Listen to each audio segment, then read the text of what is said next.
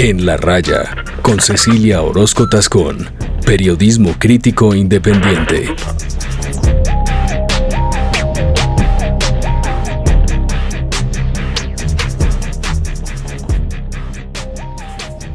Hola, soy Cecilia Orozco. Bienvenidos al podcast de la revista Raya. Hoy con Laura Saravia, la funcionaria más cercana al presidente Petro y yo podría decir, dice el país, la más poderosa de la administración en estos 3 años. Ahora Laura Saravia sale del gobierno. Interesante hablar con ella sobre el manejo del poder en una mujer tan joven, apenas tiene 31 años, y qué pasó con su relación con el presidente que últimamente aparecía alejada, distanciada y casi retirada a la fuerza. Laura, muchas gracias por estar en el podcast de la revista Raya. No, a ti por invitarme, Cecilia. Bueno, ¿cómo va esta vida ahora de civil, fuera del gobierno? Hoy es mi primer día, vamos a ver cómo va transcurriendo los días y el tiempo. Creo que va a ser un golpe fuerte, ¿no? De todas maneras, porque el cambio de vida que usted tuvo de pasar de ser, de todas maneras, ser una empleada, pues una trabajadora, una funcionaria, pero a ser casi la persona más importante del gobierno después del presidente, a volver a la calle, pienso que por lo menos emocionalmente debe ser duro. Es un cambio de rutinas drástico, un cambio de tiempos, pero bueno, es un tiempo para dedicarse a la familia y para nuevos retos que seguramente vendrán.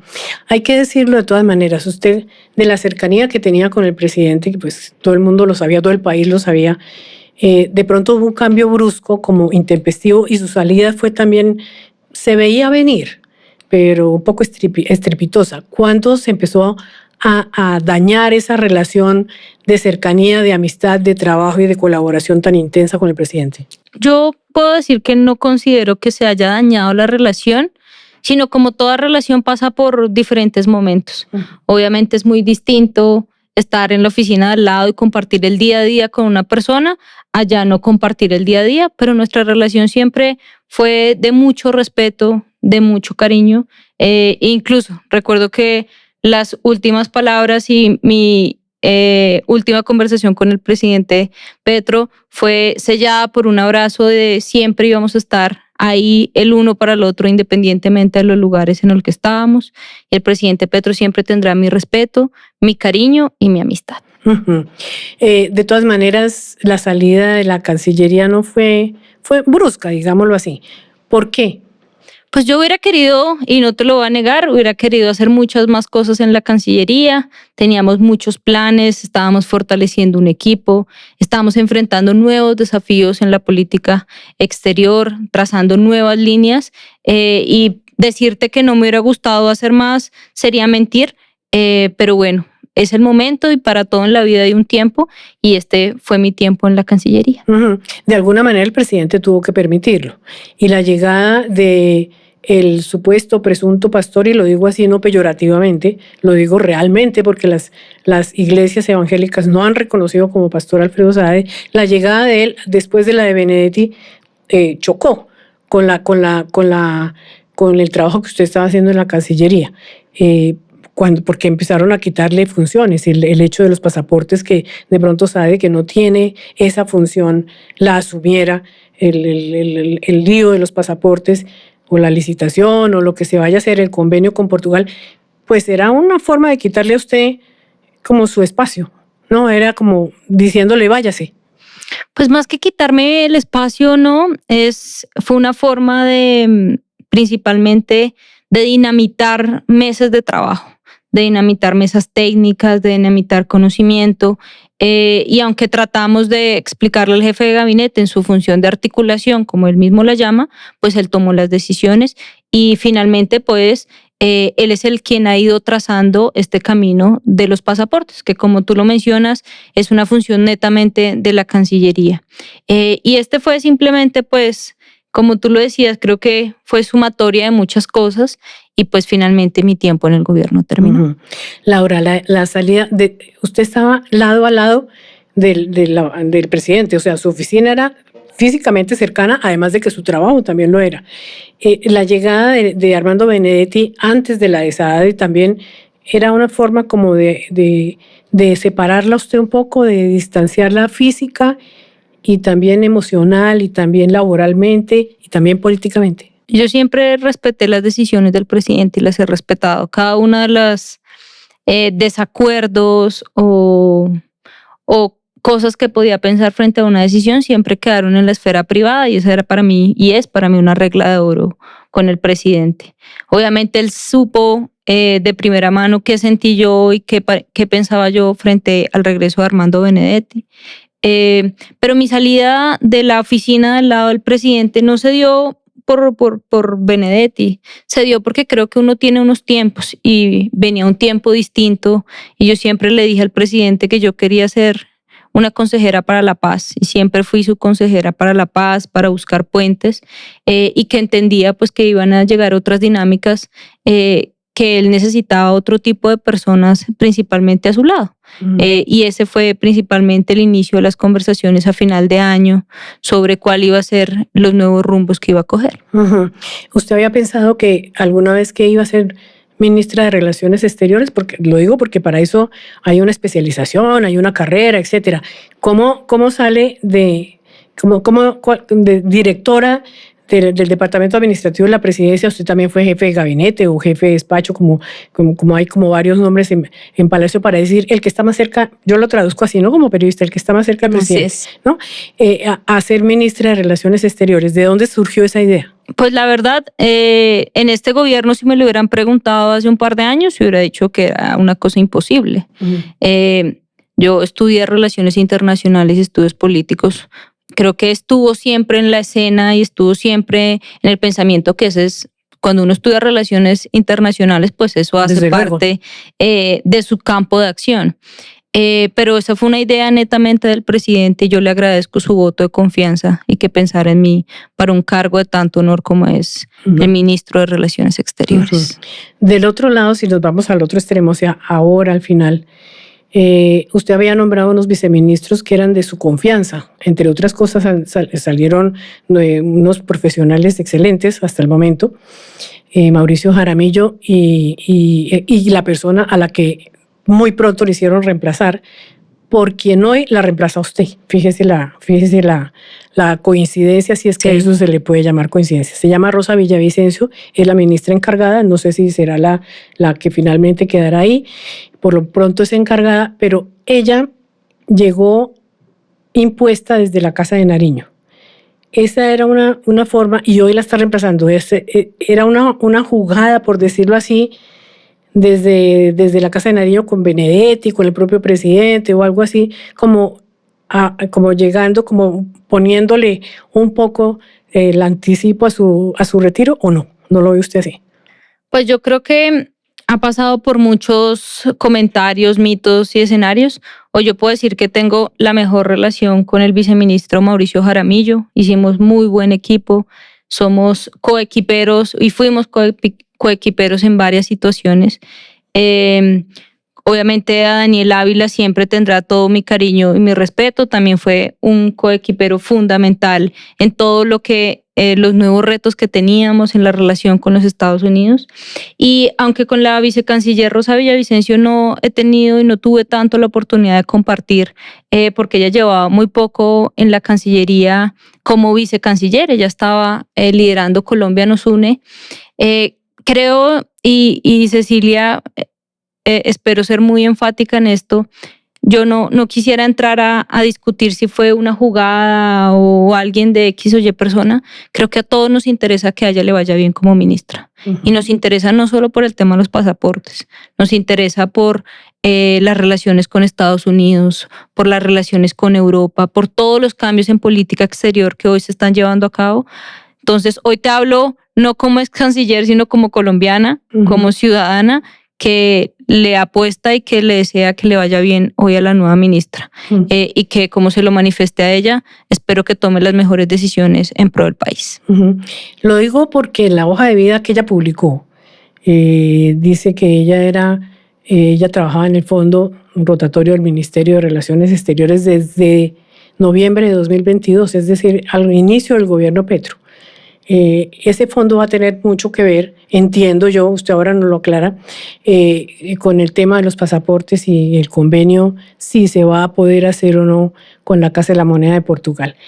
Ella sí estaba en el fondo rotatorio y ese fondo sí va a tener que ver definitivamente con el convenio que se haga con Portugal. Sí, hoy la parte técnica del fondo rotatorio es quien maneja los recursos que se destinan en las vigencias futuras de funcionamiento para los pasaportes. Hoy es así y obviamente si va a continuar con la misma figura, pues el fondo tendrá mucho que ver en esto. Ella no estaba principalmente en el fondo, sino manejaba una parte que era Colombia nos une. Colombia nos une es ese programa que se da atención a todos nuestros connacionales y a la población migrante que está no solo en nuestro país, sino en varios lugares del mundo, y ella era la encargada y la coordinadora de ese grupo de trabajo. Tenía mucho que ver con todo el tema de migración, el tema consular, y eso llevó haciendo durante estos últimos años. Uh-huh. Y ella aparece ahora al lado de Saade en el precisamente hablando del tema de los pasaportes.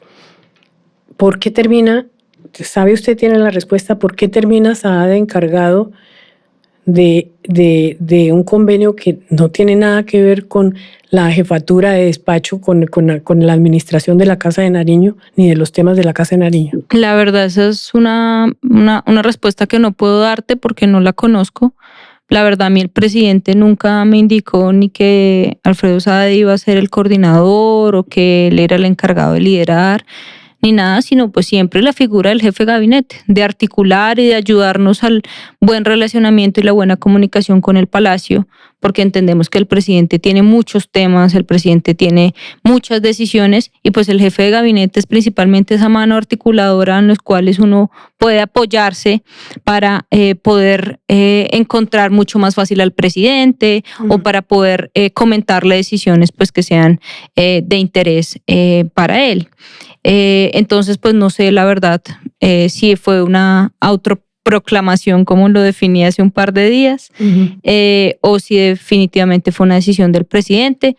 El día de ayer estuve entregándole todo el empalme a la ministra Villavicencio sobre el tema de pasaportes, todo lo que hemos hecho durante estos 5 o 6 meses, todo lo que se ha ido conociendo, documentos, la ruta de trabajo que nosotros habíamos trazado y todos los escenarios que ella pues tiene que tener en cuenta y tomar las decisiones en los próximos días. Esto sí me lo va a poder contestar porque usted lo ha estado trabajando en los últimos meses.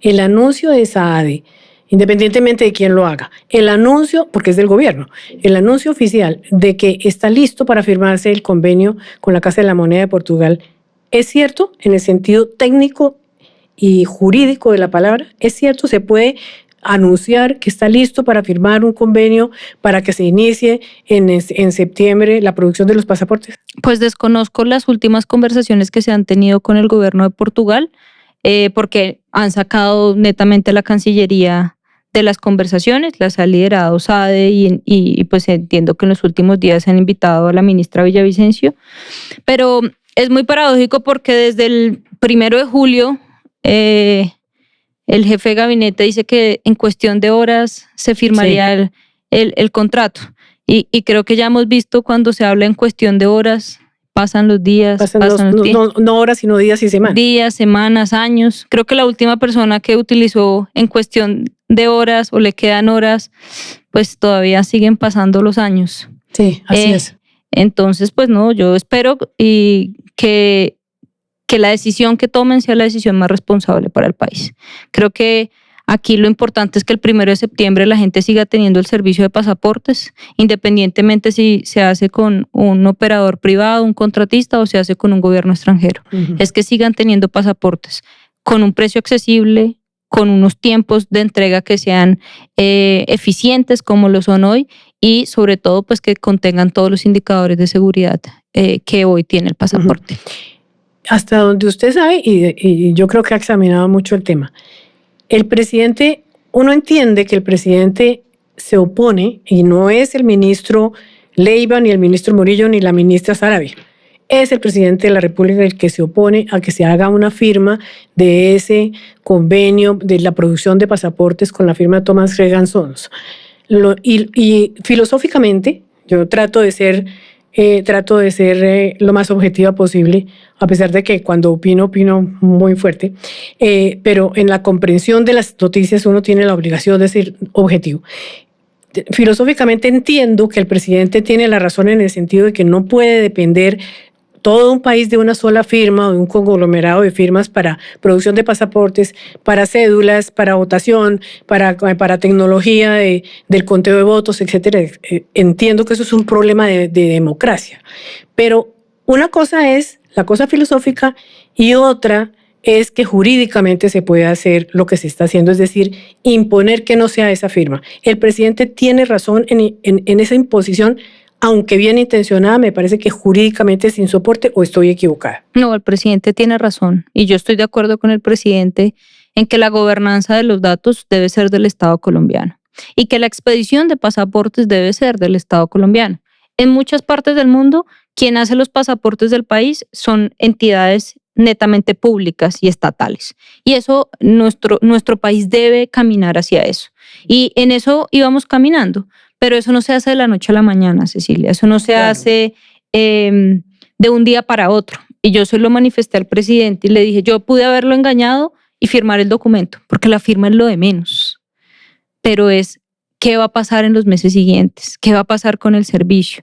O cuando fuéramos objeto de una acción popular y se cayera el convenio porque no estaba jurídicamente sustentado presupuestalmente, yo no le podía echar la culpa al tribunal o le podía echarle la culpa a algún ente del operador judicial, justificando que yo sabía que estaba mal o que yo sabía que no estaba que no era jurídicamente sustentable. Hay que hacerlo, pero hay que hacerlo bien, porque si no, de la improvisación, los únicos que pagan la improvisación son los ciudadanos. Y creo, y por eso lo manifesté, yo no podía engañar al presidente Petro diciendo que la imprenta estaba lista o que íbamos a tener el 1 de septiembre pasaportes con otro operador, porque eso iba a ser un problema para él y porque en unos meses, cuando este proyecto se cayera, yo no podía lavarme las manos con el operador judicial que tomó la decisión en Francalí. Y de todas maneras van a recibir demandas, ¿no? Así es. Así, unas demandas, inclusive haciéndolo muy bien, la firma Tomás Greganzoso se va a... Pero por eso había que hacerlo muy bien. Muy bien, y hay que hacerlo muy bien. ¿Cuál es el futuro hasta donde usted lo vio? ¿Cuál es el futuro? ¿Cuál es la salida real de este asunto de los pasaportes? La imprenta debe fortalecerse, pero debe ser independiente al proceso con la Cancillería. Es una entidad totalmente independiente y debe fortalecer su estructura, debe fortalecer sus máquinas, debe empezar a hacer el periódico, hacer las cédulas de extranjería bien y hacer los pasaportes. Pero eso necesita un periodo de transición y ese periodo de transición alguien lo debe asumir. Mi propuesta, como se lo dije al presidente, era que se asumiera una urgencia manifiesta de 11 meses con Thomas Gregg, porque es lo que permite la ley. No es porque yo los escoja, es porque ellos son el último operador de la Cancillería y me permite la ley hacer la prórroga. Pero no es porque yo lo decida, es porque es lo único que me permite la herramienta la ley. Hoy, si ellos encuentran otra herramienta, perfecto. Pero aquí lo importante no es que termine haciendo una vuelta en que el tercero termine finalmente siendo el privado. Claro. Y que entonces no hagamos exactamente nada. Entonces, esas son las discusiones, pero este debe ser, y yo lo manifestaba, yo no le puedo decir al colombiano que hoy paga 180.000 por un pasaporte que mañana va a tener que pagar 350.000 o 300.000. ¿Por qué? Claro, hay que explicar. O porque el colombiano, si hoy usted saca su pasaporte a las 8 de la mañana, puede tenerlo a las 3 de la tarde ya en físico y que ya no va a ser así, que ahora tendrá que esperar 3, 4 días o 15. ¿Por qué cómo le iba a explicar yo eso al colombiano? O que hoy el pasaporte colombiano es uno de los pasaportes más seguros y eso nos ha abierto las puertas para que podamos entrar a Europa sin visa Schengen, para que podamos entrar a muchas partes del mundo sin visa. Y hoy el pasaporte nuestro es un pasaporte que genera seguridad en el mundo. Si eso va a cambiar, ¿cómo le voy a explicar a esas entidades internacionales que este pasaporte que estamos cambiando va a tener la misma seguridad? Claro. Eso toma tiempo, eso no se hace de la noche. Bueno, ¿por qué no fue posible hacer eso en 3 años de gobierno que van? Ya el último parece imposible, pero ¿por qué? Son 17 años que estamos cambiando, Cecilia, y han pasado muchas cosas. Y yo creo que pasa principalmente por no ser concretos en la información y por querer vender cosas que decimos que se hacen de la noche a la mañana y no se puede. Hay que hacer transiciones y esas transiciones toman tiempo, toman estudios financieros, estudios jurídicos y lo que puedo hablar es por mi administración. Yo en estos 5 meses encontré un camino recorrido por el ex canciller Murillo, un camino que él inició, que estableció con Portugal, y lo que queríamos hacer era fortalecer ese camino, fortalecer para que pudiéramos tener las mejores condiciones para nuestro país y para que lo que le digo, para que esto no sea simplemente un documento que firme y me lleve el aplauso del presidente, pero que se caiga a los 3 y 4 meses y tengan que volver a hacer una licitación donde posiblemente seguramente otro gobierno se la gane el mismo operador privado. Entonces yo sí quería entregarle al presidente un proceso estructurado pero sostenible. Y el canciller Leiva, lo quiero devolver porque él tuvo expresiones muy fuertes contra usted, así como las ha tenido contra el presidente. ¿El canciller Leiva sí hizo algo? Me refiero a unas declaraciones fuera de su función oficial de la embajadora o ex embajadora Laura Gil, que refiere como maltrato misógino, ¿no? Sí, detestaba a las mujeres y las maltrataba. Yo tuve que presenciar gran parte de lo que le pasó a Laura en su momento y lamenté mucho y se lo dije al presidente que creía que estaba tomando una mala decisión de que la que saliera tenía que ser Laura y no el ministro. Pero bueno, esa fue su decisión. Creo que él después en este tiempo lo ha entendido y ha visto realmente cómo eran las cosas. Creo que del ex canciller Leiva solo puedo hablar 2 cosas y lo pensaba en estos días. El ex canciller Leiva no pudo decirle no al presidente. No le dijo, no, presidente, esto no se puede hacer, esto no. Recordemos que él mismo dijo, a mí que me notifiquen en la tumba, porque él estaba defendiendo y él era el principal defensor del presidente y de esa decisión. Pero lo que eso pasó es que lo suspendiera la Procuraduría, que lo sacara realmente del cargo, y eso lo que hizo fue llenarlo de rencor y de odio hacia el presidente, cuando finalmente la culpa fue de él, de no poder decirle al presidente en su momento, presidente, eso no se puede hacer, o esto no se puede, esto, y yo no quería llenarme de rencor ni de odio hacia el presidente, porque ya vemos en lo que termina el odio y el rencor. Sí, así es. Y segundo, lo que más me dolió del ex canciller Leiva, que la verdad lo tenía, siempre tuvimos muy buena relación cuando estuvo en el gobierno, nunca, al contrario, le tenía mucho respeto de por sí, por su experiencia, por lo que significaba para el país. Pero tenerle que explicar a mi hermana de 10 años qué significaba satisfacer las necesidades personales de otro, del presidente fue muy difícil para mí, no solo personal, profesional, sino eso sí puedo decir que desde ahí yo solo tengo palabras que me parecen miserables para el canciller Leiva, porque creo, y lo manifesté hace un par de días, él no merece el título de ex canciller, porque uno realmente es un honor haber estado en la Cancillería, es un honor que el presidente le entregue a uno esa batuta. Y uno pagarlo de esa forma, creo que eso no es ni demócrata, ni lo hace a uno mejor ciudadano, mejor colombiano. Vuelvo al término de la misoginia, el odio con las mujeres, contra las mujeres, porque ¿por qué tenía que mencionarla usted con relación a supuestas necesidades personales del presidente al mismo tiempo que al presidente le están diciendo, y él se lo dijo después, drogadicto y otras cosas, como si usted fuera, ¿por qué no uno de los muchos hombres muy cercanos o funcionarios, estoy diciendo, ¿no? Muy cercanos del presidente, sino tenía que ser usted?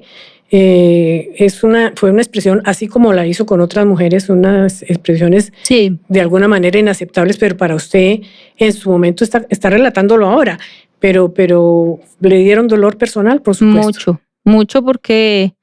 Pues es lo que le digo, el simple escenario de yo tener que explicarle eso a mi hermana de 10 años fue muy doloroso. No solo personalmente, porque yo jamás, y el presidente es el hombre más respetuoso que yo he conocido con las mujeres, y para que el ex canciller Leiva venga y defina que yo estoy al lado del presidente por esto o que yo soy canciller por esto, creo que es muy bajo, porque eso no se lo merece ninguna mujer. Ninguna mujer puedo decir que está en un cargo o en un puesto porque está o porque es cercana a un hombre o porque le da algo a un hombre. Creo que eso... Por supuesto. Quiero volver atrás, Laura, para preguntarle en el trino que el presidente hizo despidiéndola a usted, en un trino inusualmente amable, porque él suele ser muy duro con sus exfuncionarios, incluso con sus funcionarios, como si recordamos el Consejo de Ministros famoso, fue inusualmente amable con usted, pero metió una pequeña palabra que me dejó pensando a mí, que dice, nunca dejarse conquistar por la codicia.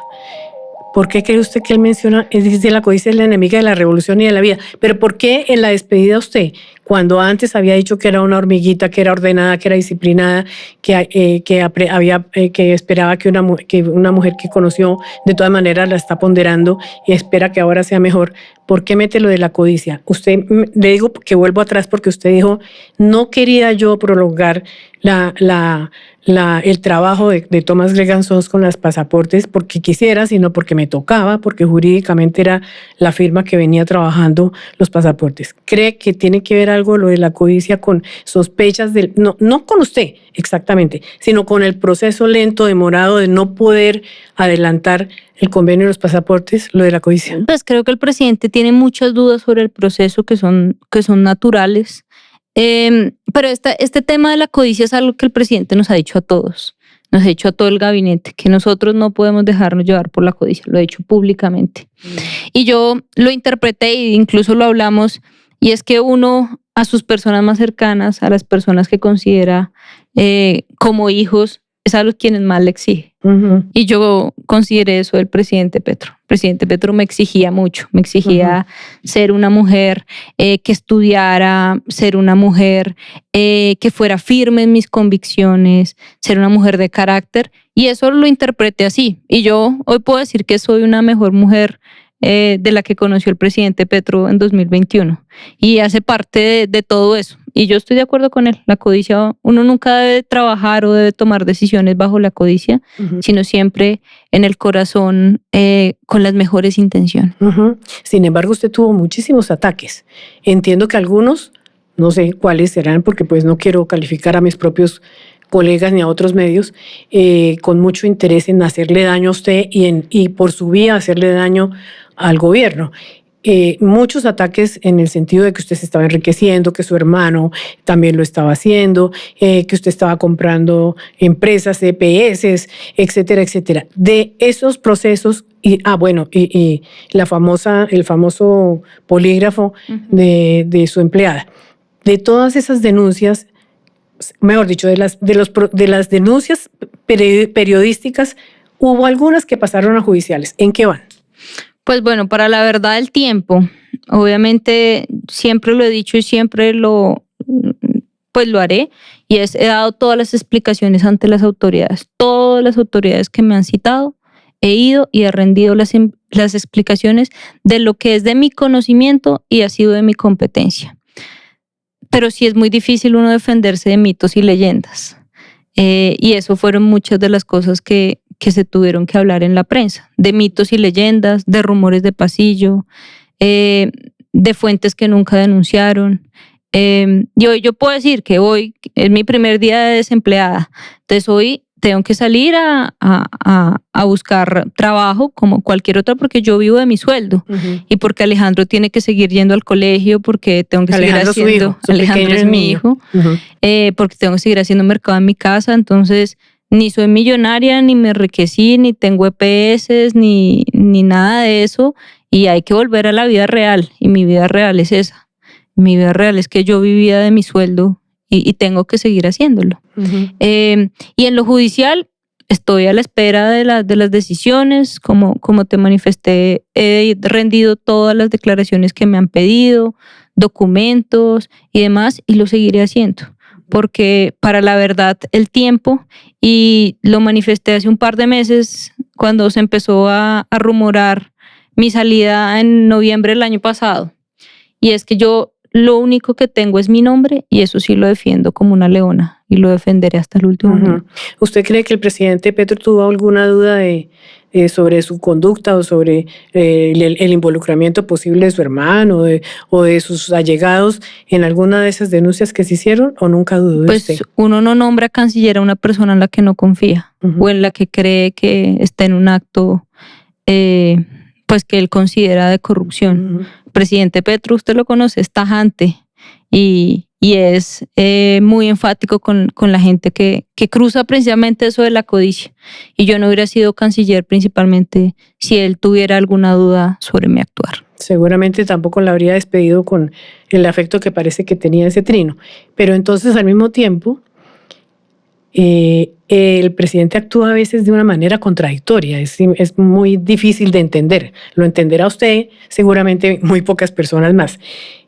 Porque en medio de semejante, digamos, relación y confianza que usted logró, que entre otras cosas quiero preguntarle cómo la logró, porque el presidente es uno de las personas más enigmáticas y que pone más muros contra muros para que nadie se le acerque, de las que yo conozco.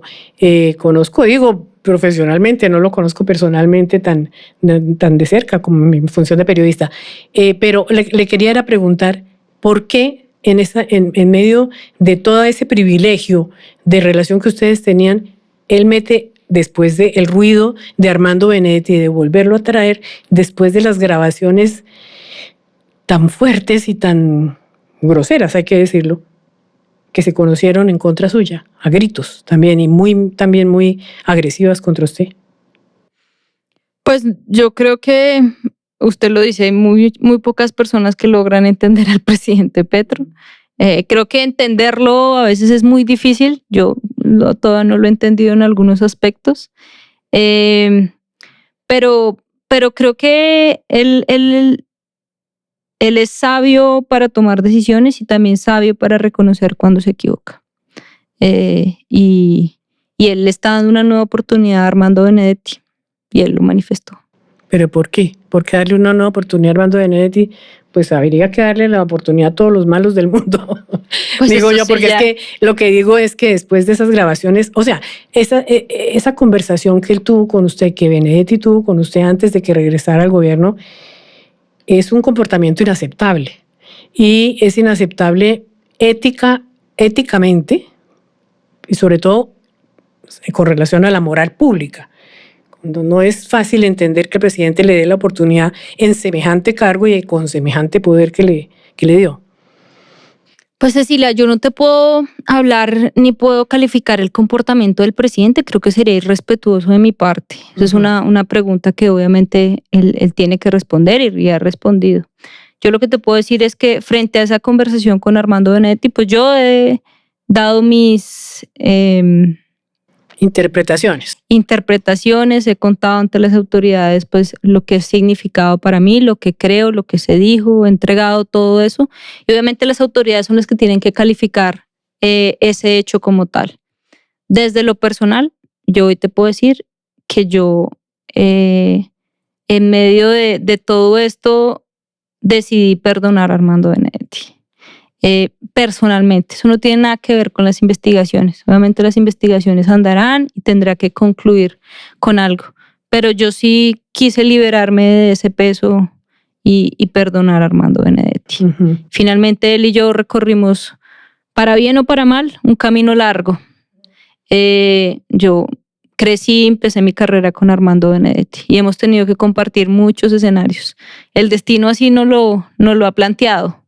Y creo que en la última etapa y en este último mes pues muchos se preguntaban por qué decidimos hacer las paces y es porque antepusimos nuestras funciones como ministros y finalmente la gente está cansada de ver pelear a la gente, de ver el uno del otro cuando el país sigue como está y nosotros no queríamos o personalmente yo no quería ser parte de eso. Esto sí ya es curiosidad casi femenina. ¿Cómo se dio ese acercamiento? Porque no había forma. Él también hablaba muy duro en los micrófonos contra usted.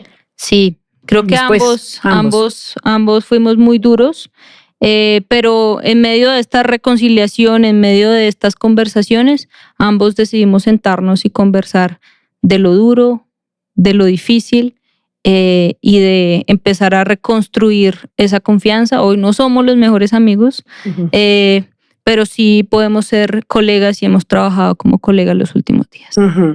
En realidad, toda la historia suya con el gobierno y con el presidente Petro empieza con Benedetti. Así es. ¿Cómo logró usted, entonces vuelvo al principio de esta entrevista, cómo logró usted la confianza de un candidato, Gustavo Petro, que desconfía mucho, que era desconfiado, ahora lo es más, creo yo, habiendo pasado por toda la presidencia y todo lo que ha sucedido? ¿Cómo logró la confianza siendo usted una completa desconocida para él, aunque lo era de Benedetti?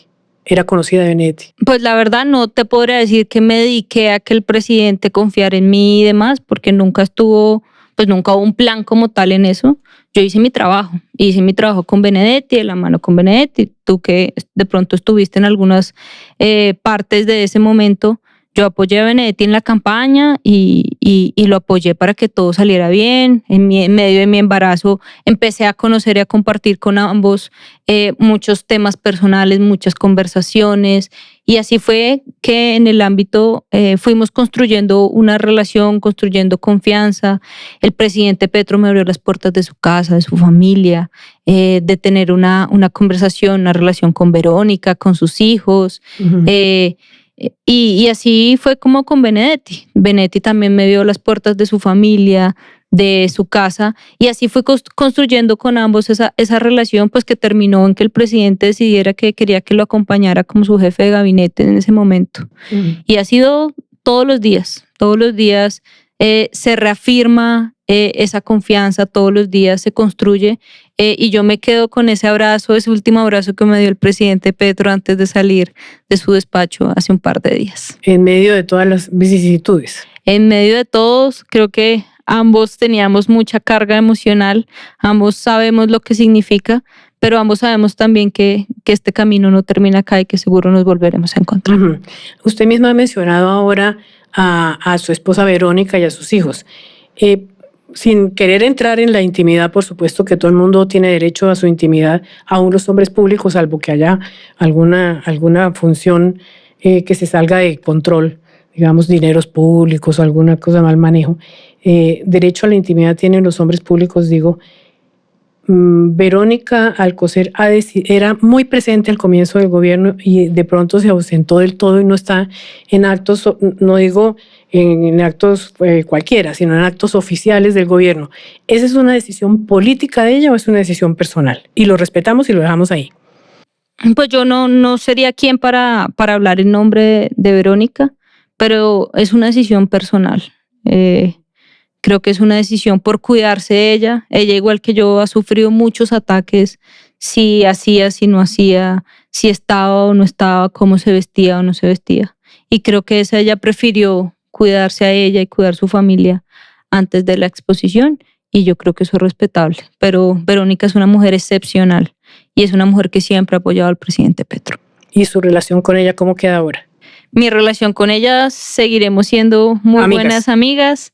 Vero ha sido una mujer que me ha abierto las puertas de su casa, que siempre tiene una buena palabra para mí, que siempre tiene un buen consejo, y no tengo para ella sino palabras de agradecimiento y de todo mi cariño. Hemos hablado en estos días, seguro nos vamos a volver a encontrar, seguro tendremos almuerzos y demás, pero ya fuera de todo esto que finalmente era efímero.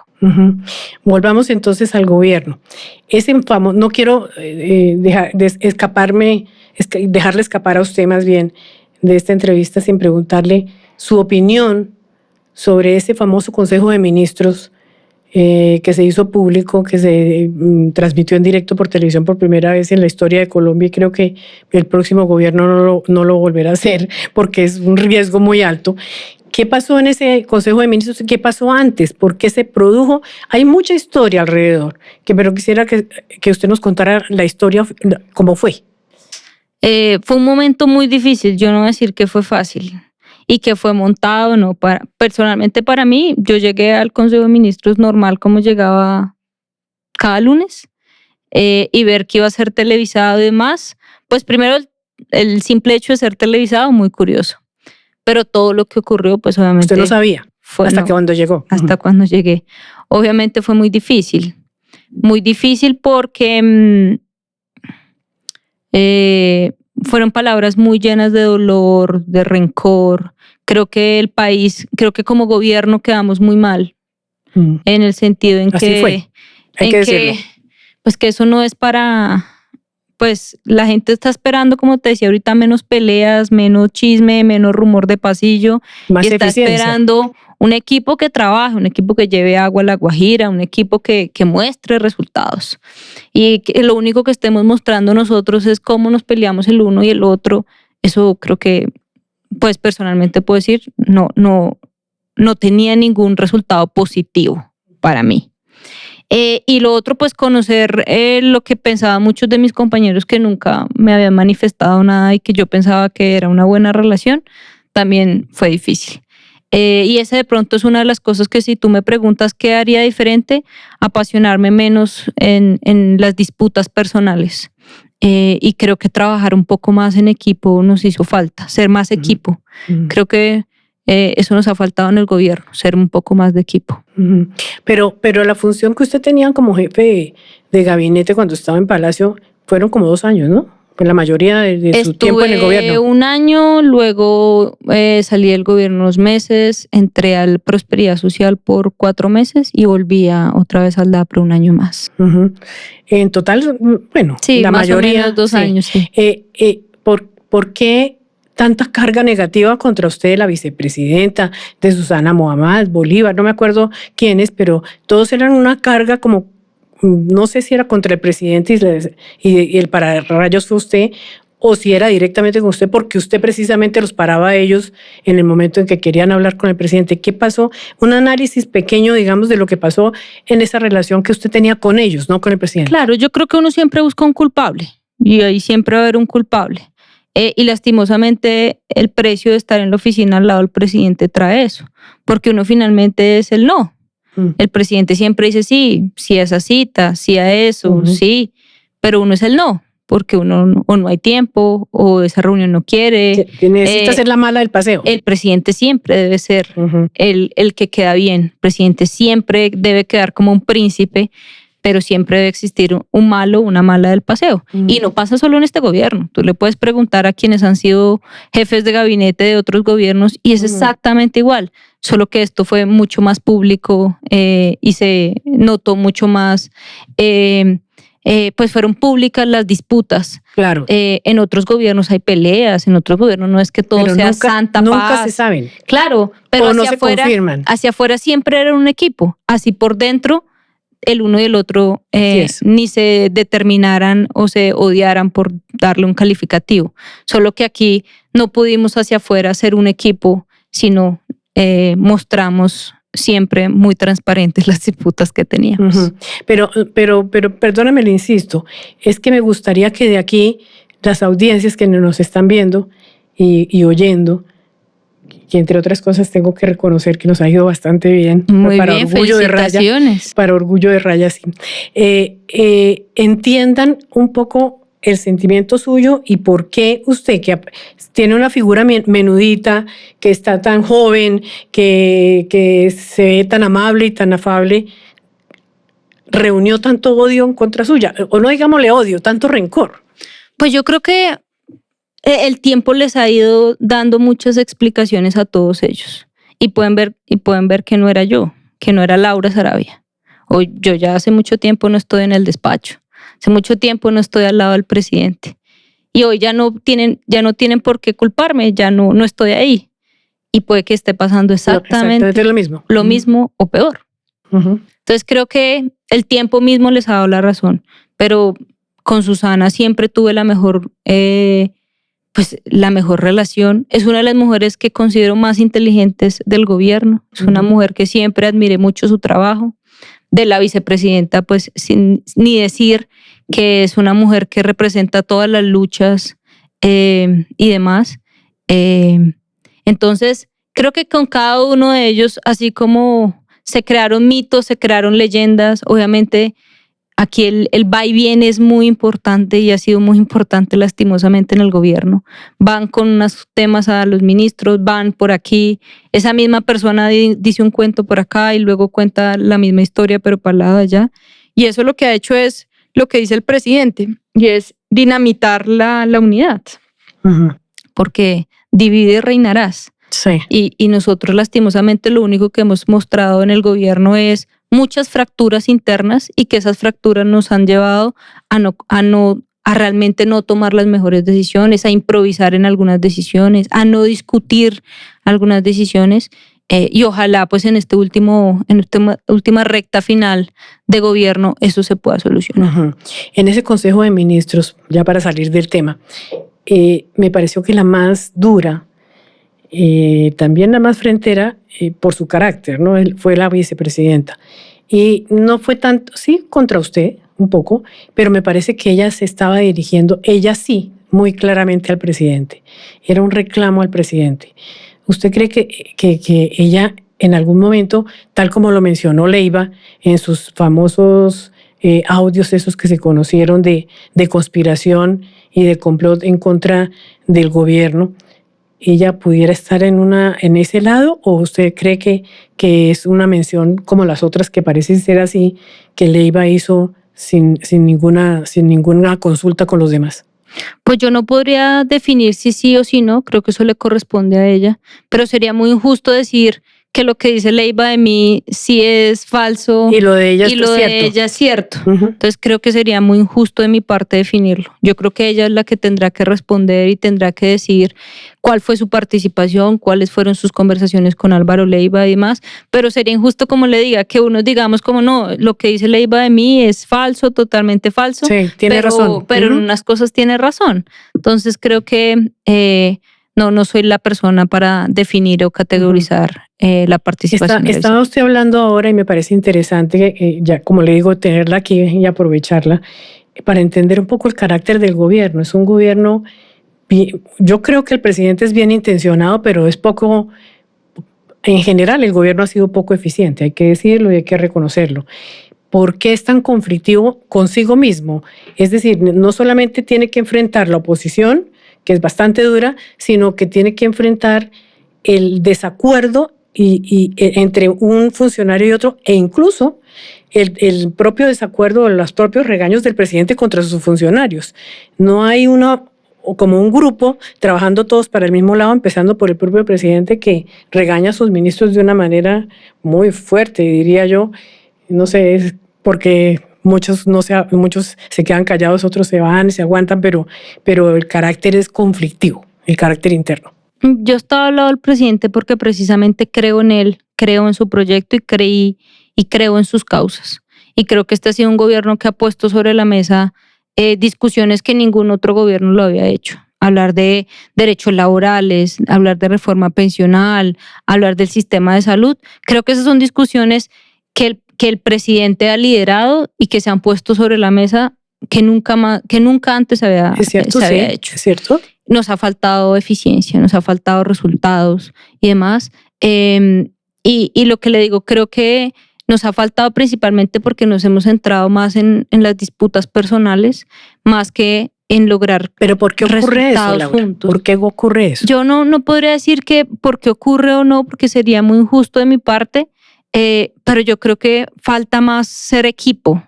Y ser equipo, que es que aquí no importa quién se lleve la banderita, aquí lo que importa es que llevemos agua a La Guajira, aquí lo que importa es que tengamos una sustitución real de economías ilícitas, que el orden público realmente se sienta atacado. Y hemos hablado mucho en algunas cosas, pero hemos callado mucho en otras y nos falta hablar más, nos falta ser un poco más pragmáticos, creo yo. Y en eso pues, yo sí he sido muy pragmática en mi vida y aquí no debemos dejar de ver el país como enemigos y amigos. Entonces hay unos que son amigos y otros enemigos, no. Tenemos que impulsar y sacar adelante los temas y eso es lo que necesita el país, creo yo. Y eso es lo que tal vez nos ha faltado. Pero el presidente ha dado líneas, ha sido realmente muy recurrente en lo que él quiere y demás, pero falta, de pronto como ministro nos ha faltado una hoja de ruta trazarla clara y ser muy enfáticos en lo que queremos y en los principios y en dedicarnos a eso. Uh-huh. En el ejercicio de la oposición, hay que decir que hay una oposición política legítima dentro de la democracia y hay otra que no lo es tanto cuando ya tiene ataques personales y bajos. En el ejercicio de la oposición se han dicho muchas cosas del presidente de la República actual que nunca se habían dicho de otros presidentes. De todo lo que se dice del presidente, ¿qué puede usted opinar? ¿Qué opina? ¿Qué es bueno, qué es malo, qué es verdad, qué es falso? Sus ausencias, cómo se explican. Tiene unas normas de conducta completamente diferentes, por supuesto, él. Pero eso no quiere decir más allá de lo que está violentando unas normas que son una costumbre y otros pueden tener otras costumbres. Pero usted, ¿cómo puede explicar esa personalidad del presidente y de lo que se dice de él, qué tan justo o injusto es? Yo creo que en algunas partes ha sido muy injusto y ha sido un presidente y de por sí ha sido un gobierno que ha roto cualquier paradigma o estructura anterior. ¿Por qué? Porque estábamos acostumbrados a unas formas, unas figuras muy específicas y el presidente Petro es totalmente distinto a eso. Y él ha sido, por definirlo, algo muy rebelde en esas causas. Obviamente hay cosas que no deben definir pues sus comportamientos y demás. Creo que ha sido un presidente que ha estado muy expuesto en su vida privada, su vida familiar ha sido muy discutida, de por sí todo ha sido muy cuestionado y creo que eso nunca había pasado en ningún presidente. Y no, creo que yo recuerde, no. Y creo que realmente eso ha sido muy injusto con el presidente, porque él ha tenido que abandonar muchas veces a su familia y demás por la carga que significa la presidencia de la República. Ha sido también un gobierno que ha sido muy expuesto en todas sus decisiones y creo que eso también puedo decir que ha sido muy injusto. Creo que ¿por qué no discutir de la reforma laboral o por qué no discutir la reforma pensional? Creo que el simple hecho de cerrarnos y decir no, es que esto no es así, es que esto no, creo que eso también ha sido muy injusto. Uh-huh. Y creo que hay errores de gobierno y debemos ser muy autocríticos en eso, pero también ha habido errores de la oposición en no querer ni siquiera sentarse a la mesa a discutir. Sí. Bueno, ya para terminar, o casi para terminar, ¿usted llegó al gobierno de cuántos años? Llegué al gobierno de ¿Tenía 28 años, sí señora. 28 años. Y con la panza un poquito grande porque ya estaba a punto de tener bebé, ya ¿no? Estaba, pues sí, mi hijo nace la semana siguiente que el presidente es elegido. Uh-huh. Y, o sea, el niño tiene la misma edad del gobierno. Tiene 3 años, sí señora. Bien. En estos 3 años, o cuando usted empezó más bien, no tenía idea de cómo manejar el poder.